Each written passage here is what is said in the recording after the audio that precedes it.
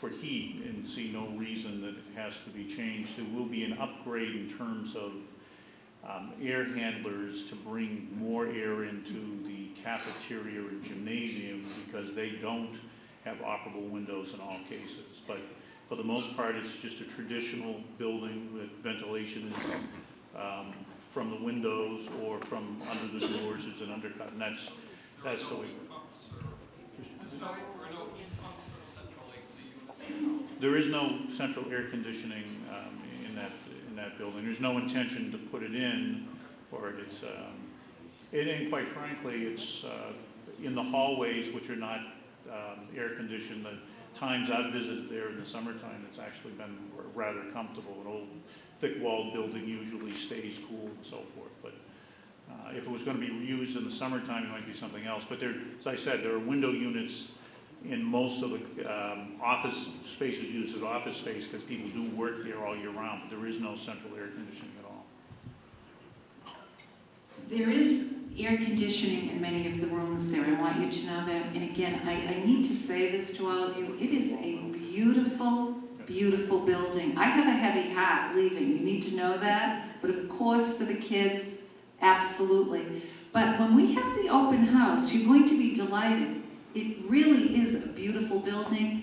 Huge windows, walls. These are classrooms. It's lovely. And again, the gym is beautiful. The cafeteria is going to be very nice, seating for the students. And as we say, the labs, the science, there will be a science lab. There are going to be 4 wireless rooms, technology. Am I correct, Jim, on that one? So it really is going to be a lovely facility for the students. Will there be a permanent nurse or a floater? No permanent nurse at that building. Pardon? I don't know whether we're going to be hiring a new nurse. What I will say to you is there will be a full-time nurse stationed at the building. Yes? I'm just wondering about the principal situation. On a day-to-day basis, who's going to be there? Is like the supervising principal or like we have the lower school and the upper school associate principals?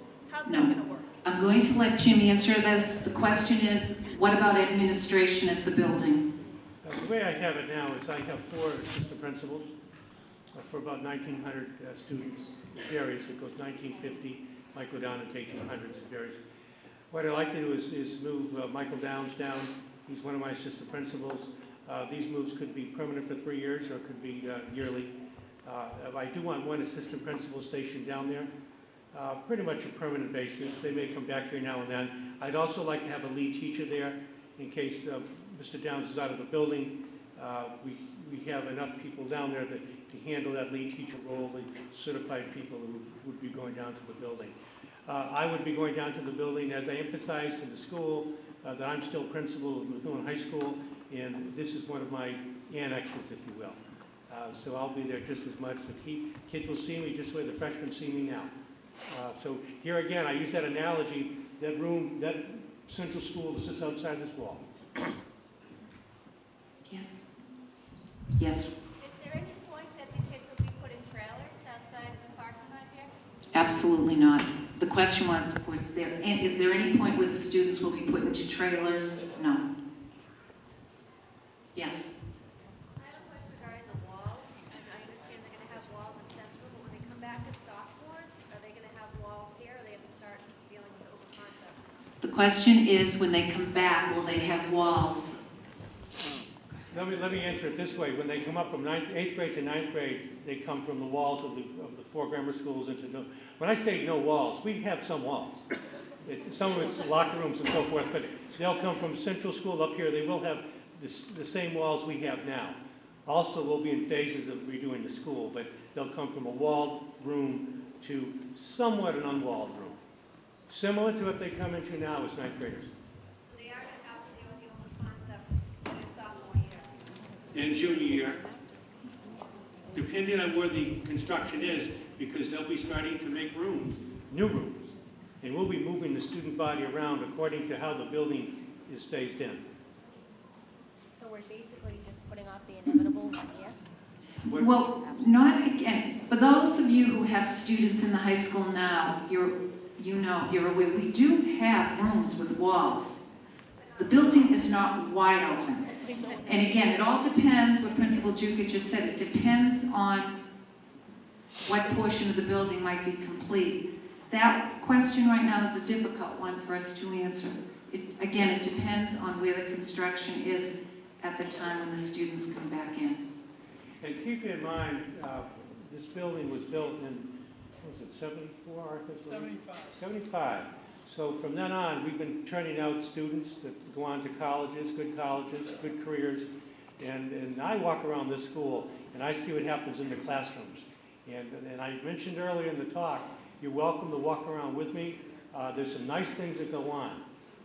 So if you'd like to see what the rooms are like during the day, give me a buzz. And then we'll set up a time. I can walk some of you around to see what it's like when we're running school, when we're teaching, and when the kids are in the classes. Yes. A two-part question. One is about, will there be any road repairs or changes done to accommodate sort of all the shuffling back and forth between schools as part of the project? And second of all is about the bus schedule. You mentioned a clever scheme at the end of the day, but does that mean there's 2 rounds of buses in the morning now? All right, let's start. The first question is, how are we dealing with the roads as the construction is going on at the new high school? Is that correct? Well, I'll let the contractors work on that. They have told us that they have outfits that come in and specifically their job is to design traffic patterns, certainly roads if they need new ones. So we don't lose a beat in terms of what we do at the school.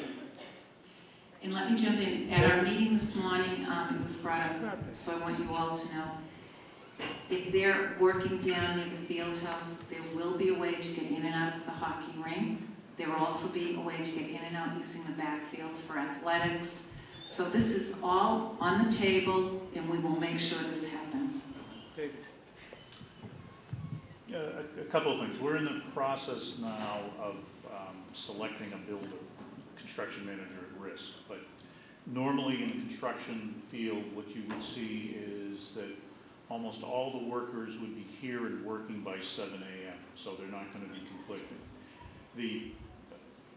Not to oversimplify, but people build buildings in downtown Boston, and the construction workers and their trailers they can't block streets and shut down downtown Boston. The builder will be responsible to have a parking plan, a traffic plan for their workforce that makes the proper operation of Methuen High School a higher priority than the convenience of their workforce, whether that be scheduling or where they have to park or where they have to lay out their equipment.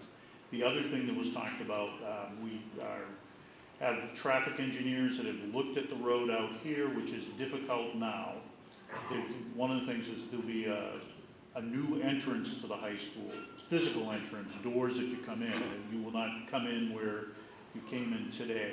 There'll be some reshaping of the road, there'll be some reshaping of where parents pick up and drop off, there'll be some reshaping of where the buses go, but we're limited by the fact that most of this building is going to remain physically where it is. We're not starting from scratch, but all of those things are top priority. When we get our builder on, one of the first things that company will have to do is to present to the building committee a phasing plan that deals with the traffic patterns, safety issues, but also which of the 15 or 20 teaching spaces that are going to be closed down first, and that'll have to be approved so that, again, Methuen High can carry out its programs. What are your priorities? Whether it be laboratory space will be done first, and then we'll move the sciences, any of that. So all of these are legitimate concerns, and we have to take care of them. We're probably a month out from, or maybe a little bit longer, probably 6 to 8 weeks out in getting a contractor on board, and then probably another 1 or 2 months to have that plan down. But it will be accommodated. These people do build schools, and they understand that if they want the job, they have to be able to give answers that pass the common sense test and allow your kids to be taught in the proper manner. And it's something that they do all the time.